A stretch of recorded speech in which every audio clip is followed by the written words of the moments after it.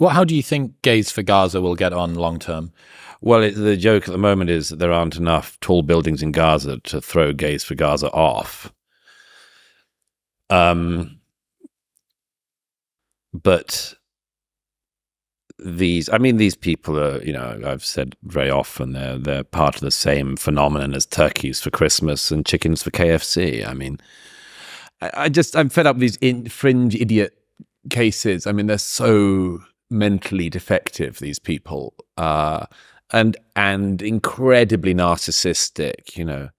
I can be queer and also celebrate Palestine. No, you fucking can't. Fuck off. Just, I can both argue for a two-state solution and also celebrate queerness and also not let myself down. No, you can't. No, you can't. You can't do all those things. At some point, you've got to choose. I've got a video to show you. Let me show you this video. Can someone please explain to me what this means? What does reproductive justice mean? Free Palestine. What does that even mean? Like, what does it mean? I'm not pretty sure. Abortions are illegal in Palestine unless it's like, a super medical emergency and the mother will die. From what I understand, actually a lot of Palestinians have to go to Israel to get the abortions they want. So what does this mean? Yeah. What? It's such a huge sign. There's 5 people holding this thing. It's massive.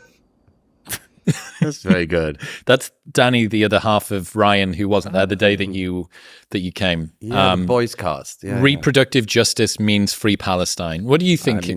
This is just incredibly ignorant young people in America who have been taught this weird version of the world where all oppressions interlink and interlock, and you're either the majority or the minority for minority rights and issues, or for majority rights and issues, and all minority rights and issues intersect and overlap, so that if you're queer, somehow no, it's not even that. These ignoramuses who couldn't point to the River Jordan if you showed it to them on a map, walk along the streets of America shouting, from the river to the sea, Palestine will be free. Because they think the Palestinians are the underdogs in this weird version where they've mapped they've mapped a very specific version of American racial politics onto everything else in the world. It's the same thing people who talk about colonizers. I mean, there's this language of colonizers, apartheid, all this stuff.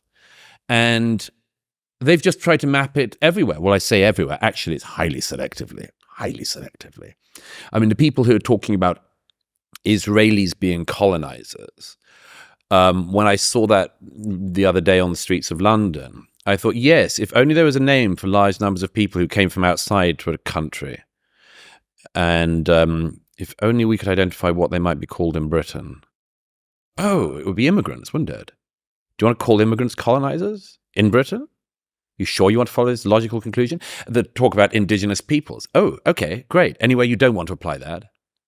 Might there be a country or a continent, say, Europe, where you don't want to start talking about the indigenous peoples? I notice that people don't. But if you do want to, welcome to hell. So, no, all that is happening is a very selective mapping of a particular interpretation of the world that very dumb people in America have tried to put on certain selective other cases. And it doesn't work. It just doesn't work. But may they never find out how much it doesn't work. May they never find out.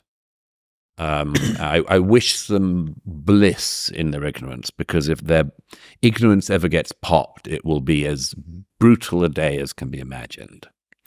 I've been thinking for a good while about how hypocrisy is a purpose-built tool for the internet to use. It's like catnip for the internet. It's the thing, because the reason it's so purpose-built, it's like one of those can you spot the difference competitions on a touchscreen iPad. This is what's on the left, this is what's on the right. And what you have is, here's something that someone once said, or a position that they used to hold, and here is what they hold now, or here is what they do in their real life, or here is whatever. Yeah. And it's kind of what you're identifying here, that you have a worldview which is self-contradictory. You're just using different words for one thing that is almost exactly the same for another thing. Right. And then complaining about this one, saying don't look over here Don't at look this over one. here, Yeah. Well, I mean, everyone is inconsistent to some extent, and I don't think, by the way, that I mean, on hypocrisy, or for instance, I can see a scenario where somebody might say, "Oh, Douglas, you're hypocritical on this particular question." I might say, "Well, there are some things I think are even more important than not being a hypocrite, such as, I don't know, surviving." The worst thing about him is hypocrisy, and there's a weird. Hypocrisy is the easiest one to catch people on, is the truth of that. Correct. Yes. It's the easiest one to Yes. spot. Yes. You just, and they do it, as you say, on this is what this person said 20 years ago, this is what they say now. I go, again, human being in growing up, shocker. Yes. Yeah. People are allowed to evolve, they change their minds, they grow up. It'd be rather boring to say the same thing and think the same thing only for 70 years. But yeah, people find hypocrisy very, very easy to see, and it's about the only vice you can really catch somebody on, I think, which is if you say one thing publicly and do another thing privately. It's about the only one that people are really confident on. Or most other moral judgments, for better or worse, have sort of ebbed away, but people still are able to judge hypocrisy. But I think, I think there are worse things. I think not standing up for your loved ones, not standing up for your country, not standing up for yourselves in the face of horrible opposition from within and without are probably worse than hypocrisy. I heard you say recently, you don't have to agree with everyone's principle to respect the principle they're sticking to. Did I say that? Yeah, sounds good. Yeah, it's nice. Okay. I didn't know I said that, but yeah. You did. Okay. But the reason that I like that is I think it shows why the bravery conversation or standing up for something that you believe in is something that is at least then if someone is prepared to stand up for whatever their beliefs are, that you can assume they're telling the truth, especially if they pay a high price for it. It's one of the reasons why I have a good amount of faith that Sam believes the things that he says. Yeah. Well, why would he not? He pays an unbelievably high price to continue to flip-flop from one tribe to another tribe to another tribe. I don't think it's an unbelievably high price, but a price, let's say. Relatively high price, yeah. Yeah, I mean, very early in some people's careers, or when people first make it to public notice, people say things like, do you really believe what you say? The answer to which for most people is, or ought to be, well, why would I say it if I didn't believe it? There are people who obviously do say stuff for lols or clicks or monetary purpose, but at a certain point, I mean, you got to accept that the person thinks what they think, and respect them for it, or at least do them the decency of believing that they mean it. And I think that even on people I disagree with wildly. I mean, it's such a boring argument, that one. Some people use it, particularly on the left, is like, I wonder if they actually even believe it. I think they don't. I think they're just doing it for money. Okay, well, that's an easier way to try to ignore them than actually trying to contend with the possibility that what they're saying is something they mean and believe, and trying to work out if there's anything in it. Much easier to say the person's only doing it because they're paid or something. In other news, this episode is brought to you by Maui Nui Venison.